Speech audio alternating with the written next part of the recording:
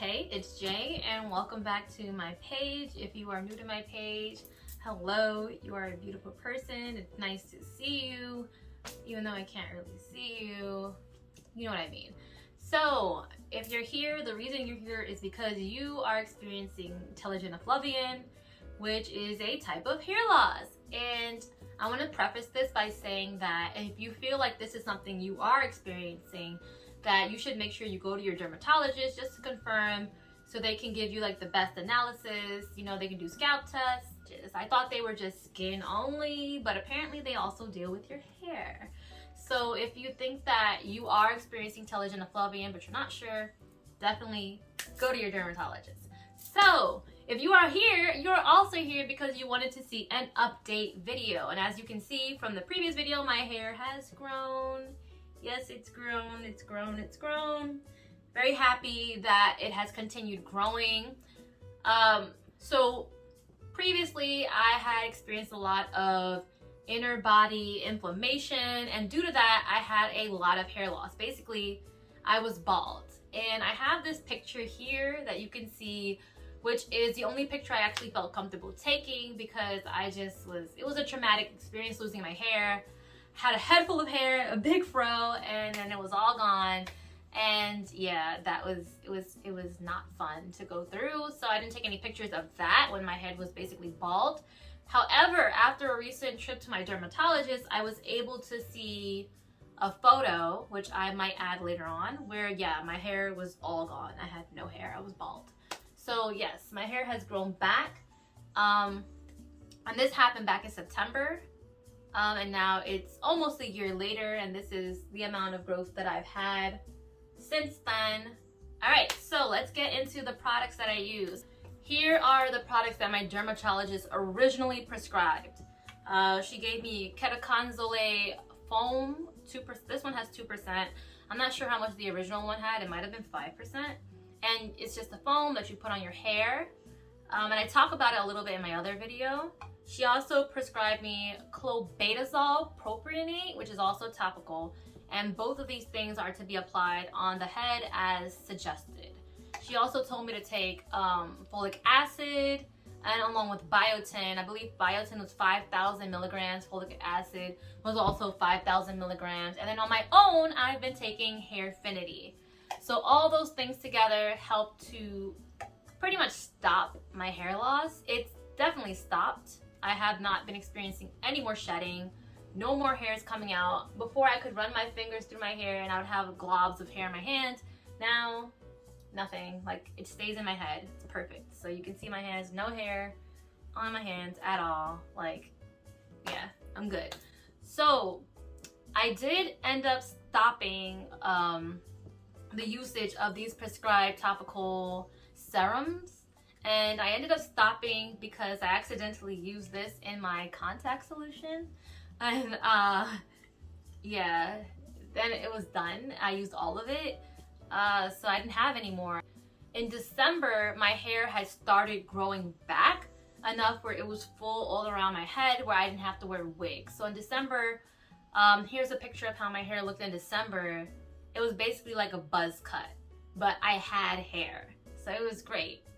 So February, I stopped taking them. This is my hair when I stopped taking the topical ointments and cream. And I continued on with taking the vitamins and the Hairfinity because, you know, those are just regular things. I just kept taking them. But the topical solutions, I stopped. And as you can see, my hair continued to grow. I know there was some worry that when you stop taking these things that your hair might come out, because I believe with like, what is it called? It's not Benadryl. What's the name of that thing? Rogaine. With Rogaine and the minoxidil, when you stop taking it, your hair loss might come back or your hair might thin out, but that did not happen to me when I stopped taking these items.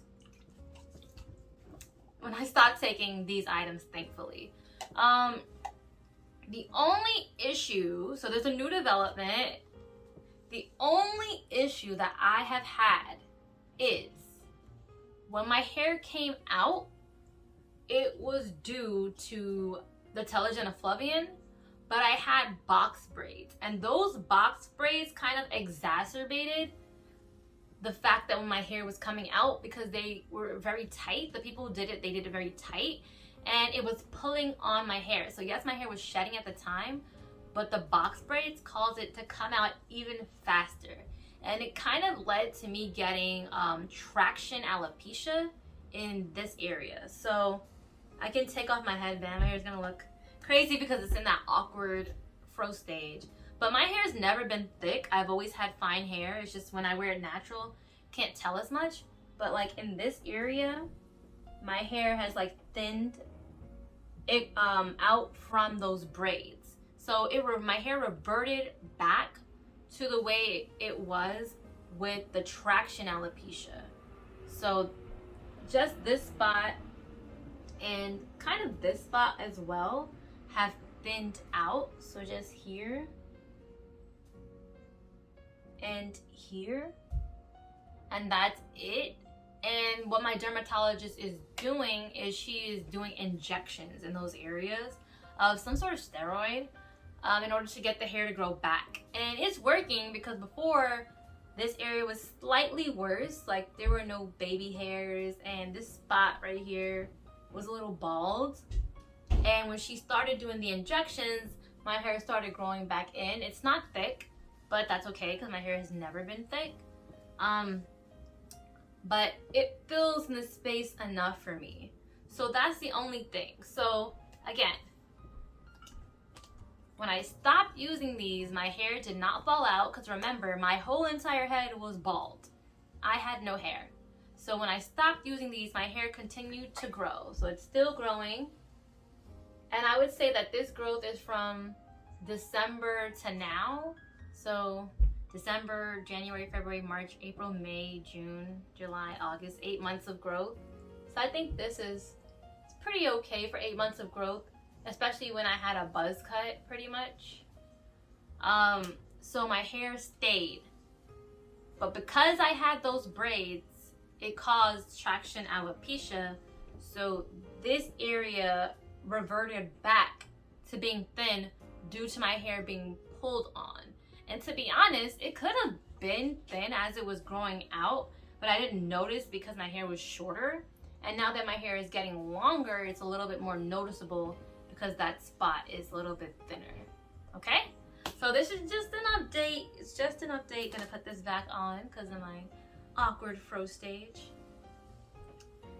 If you have any questions, you can write it in the comments and I will do my very, very best to answer your questions. Thank you so much for watching this video, and I hope to see you in the next one.